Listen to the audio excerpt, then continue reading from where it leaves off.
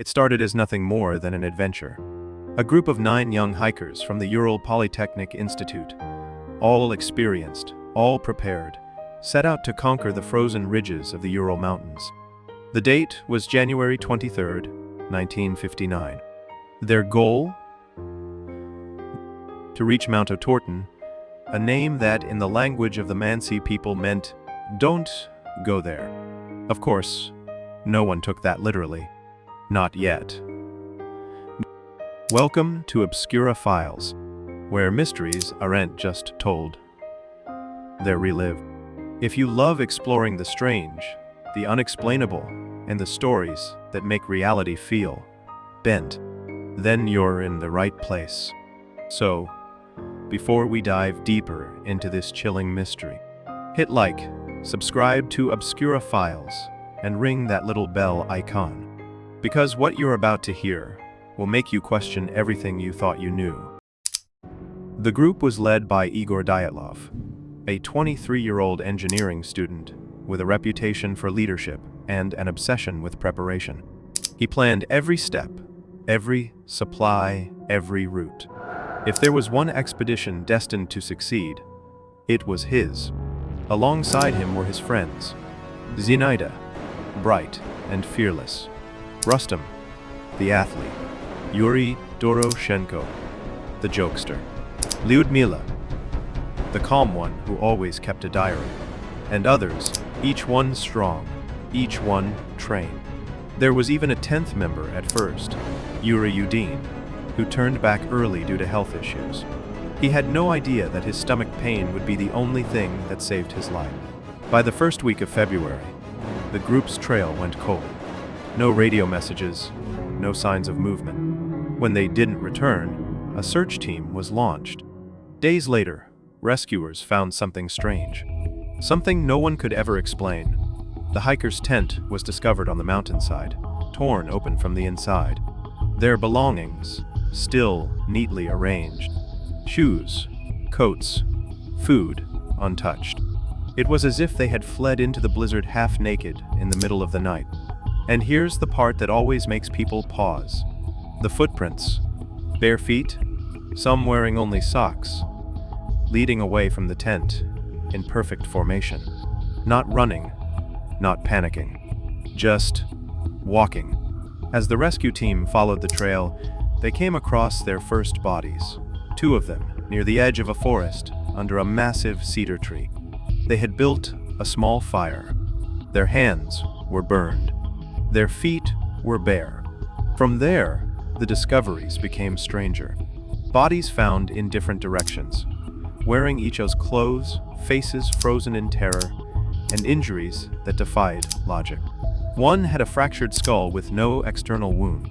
Anoa's ribs were crushed, as if hit by a car. One woman was missing her tongue, and most chilling of all, some of their clothes were found to be radioactive. At this point, the investigators had no clue what they were looking at. A natural disaster? An animal attack? A secret military test? Or something else entirely? But before we jump into theories, let's rewind a little, because the real story starts before the tragedy. In the journals, photos, and cheerful songs of 9 young adventurers who had no idea they were walking into history's most haunting riddle. You know, if this were a movie, this would be the part where someone says, "Nothing could possibly go wrong." And that is exactly when everything goes wrong. Classic horror setup, except this one was real. Days passed. Weeks even. Families waited. Radio silence. It wasn't until February 26, 1959, that rescuers found the first sign. A collapsed tent, half buried in snow. But this wasn't just a tent. It was wrong. The cuts were from inside the fabric. Belongings lay neatly arranged. Boots, jackets, food untouched. 9 pairs of footprints trailed away in a straight line toward the forest. The first bodies were found near a cedar tree, barefoot, half naked, burned hands as if they'd tried to grab fire from the snow itself. Their bodies told 2 stories, one of panic and another of desperation. Nearby, branches were broken 6 meters high, meaning they had climbed that tree, maybe to look for something, or maybe to escape it. The rescue turned into an investigation, led by Soviet prosecutor Lev Ivanov, and from day one, nothing made sense. 2 more bodies were found further down the slope, both showing severe internal injuries. Ribs shattered, skulls cracked, yet no external bruising. It looked as if something had crushed them from within. The final 4 hikers were discovered months later, buried under 4 meters of snow in a ravine. One of them was missing her tongue. Another had radioactive traces on his clothes. And yet, the official conclusion: a compelling natural force. That's literally what the report said. Yeah. Because when in doubt, just blame Mother Nature. Once word spread, theories erupted like wildfire. Some said it was an avalanche, but the slope angle was too shallow. Others blamed the Mansai people, the local tribe, but there were no signs of struggle, no weapons, no motive. Then came the more sinister ones. Soviet military experiments. Glowing orange orbs seen in the sky. Reports of burned trees and radio interference near the site. Even the rescuers described their compasses malfunctioning. And this was 1959. So no GPS, no digital errors, nothing to blame on technology. The mountain, the snow, and the sky itself seemed to turn against them. You know, at this point, even Sherlock Holmes Woody closed his notebook and said, "Yeah, I am out. Ghosts or aliens, you pick." As weeks turned to months, the official tone grew quieter. Investigators were suddenly transferred, files went missing, and witnesses were told to stay silent. Journalists who tried to dig deeper, their stories were censored. Even the victims' families were told not to ask too many questions. Later, decades later, Ivanov himself confessed that the Soviet military might have been testing secret weapons in the area that night. Bright lights in the sky, strange burns on trees, all real. But what happened to those hikers? No one was ever allowed to explain. When the rescue teams finally began recovering the bodies, what they found didn't add up, not even remotely. The first few hikers were found near the edge of the forest, barefoot, wearing only their underwear. In sub-zero temperatures, that alone was strange enough. But investigators assumed, maybe, they ran from the tent in a panic, trying to save themselves. Then came the rest of the bodies. And that's where the real mystery started. 2 of them, Lyudmila Dubinina and Semyon Zolotaryov, were found deep in a ravine, covered in snow. Their injuries were unlike anything the investigators had ever seen before. Lyudmila's ribs were crushed inward as if she had been hit by an immense force. Yet there were no external bruises or marks. It was as though the pressure came from within. Semyon's skull was completely fractured. Yet again, no sign of trauma from the outside. No weapon. No fall damage that made sense. It was almost as if they were hit by something invisible. Now, here's where things start getting darker. When the autopsy results came back, some of the clothing the hikers wore tested positive for radiation, not a lot, but enough to raise every eyebrow in the investigation. The Soviet government quickly classified the documents, and investigators were warned not to discuss what they'd found. Later, a few rescuers even reported seeing the body's skin appear slightly orange, and their hair turned grayish, a claim that was later dismissed as oxidation due to exposure. But it only fueled the rumors further. Some said they'd seen orange orbs or glowing lights in the sky above the pass on the night the hikers died. Was it a military experiment? A missile test gone wrong? Or something the government didn't want anyone to know about? Let's not forget, this was the Cold War era. The Soviet Union was knee-deep in secret operations. Could the Dyatlov group have accidentally wandered into a restricted test zone? Now, here's a little irony. One of the rescuers later recalled how one of the hikers had written in their journal just days before, "We now stand in the path of the snowmen." At the time, they were joking about the local legend of the Emenk, a Yeti-like creature believed to live in the Ural Mountains. But after the discovery, that one line became a grim foreshadowing, a cosmic joke no one was laughing at anymore. And here's where we hit the real paradox. If it was a military test, why didn't the area show bomb fragments, shrapnel, or radiation burns? If it was an avalanche, why were the bodies found scattered far apart with no signs of snow impact trauma? And if it was hypothermia, how do you explain fractured ribs, missing eyes, and a missing tongue? The more you look, the less sense it makes. Each body told a different story, and none of them matched. You know, at this point, if Sherlock Holmes had been called in, even he would have thrown his magnifying glass and said, "Nope, I'm out."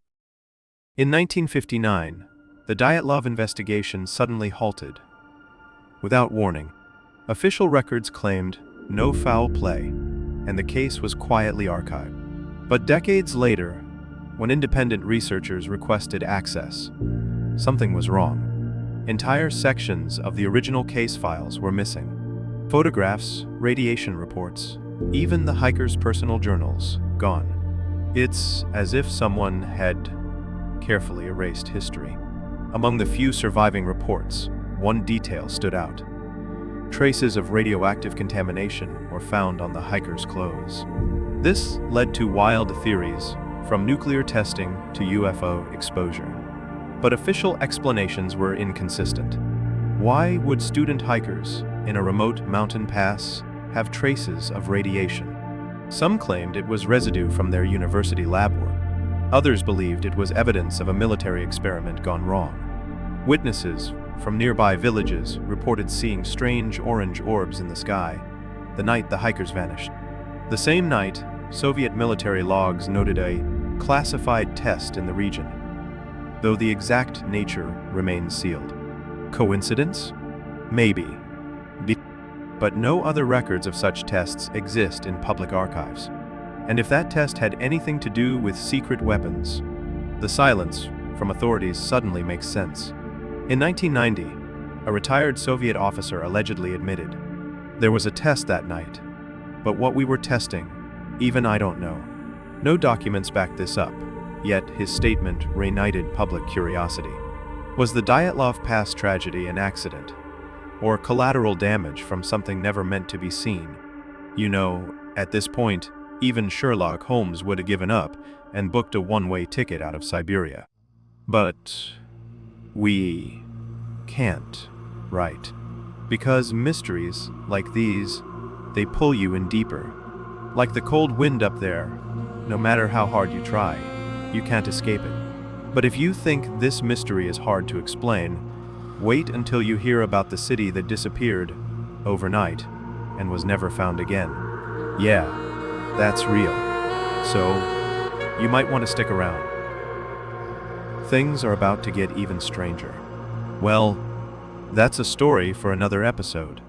So subscribe before this one vanishes too. 2 months after the hikers disappeared, the last of their bodies were found deep within a ravine, half buried beneath layers of snow. Their tent? Torn open from the inside. Their clothes? Swapped among each other, as if they'd fled in chaos, grabbing whatever they could. No signs of struggle. No footprints leading to the camp. Only away from it, as if something had forced them out into the deadly cold. Forensic reports revealed something baffling. Several victims suffered massive internal injuries, crushed ribs, fractured skulls, yet their skin showed no external wounds. Doctors compared it to the force of a car crash, but no avalanche could explain that level of trauma, and the terrain showed no signs of one. Even stranger, some of their eyes were missing, and one had no tongue. Wild animals, maybe. But the timing, the precision, didn't fit. Years later, scientists proposed new explanations: infrasound, katabatic winds, paradoxical undressing, even psychological panic. Each theory solved some pieces, but never the whole puzzle. It's like trying to build a clock when half the gears are invisible. You can make it tick, but you'll never know what drives it. What makes the Dyatlov Pass incident so haunting isn't just the mystery. It's them, 9 young hikers chasing adventure, facing the elements, believing they were untouchable. And in the end, they became part of a riddle so strange, it defied reason itself. It reminds us how fragile we are, how the line between courage and tragedy can vanish like footprints in the snow. You know, if I were out there and saw glowing orbs or felt a sudden blast of invisible wind, I'd run too. Straight down the mountain, past the tent, past Russia, maybe into another country. So honestly, I can't even blame them. More than 60 years later, the Dyatlov Pass still keeps its secret. No official theory, no confession, no final word. Only silence, frozen into the wind. And maybe that's the truth. Some mysteries aren't meant to be solved. They're meant to remind us that we still don't know everything. But if you think this was strange, wait until you hear about the ancient device that should exist. The one that might have powered an entire civilization thousands of years ago. Well, that's a story for another night. So subscribe before that secret disappears too.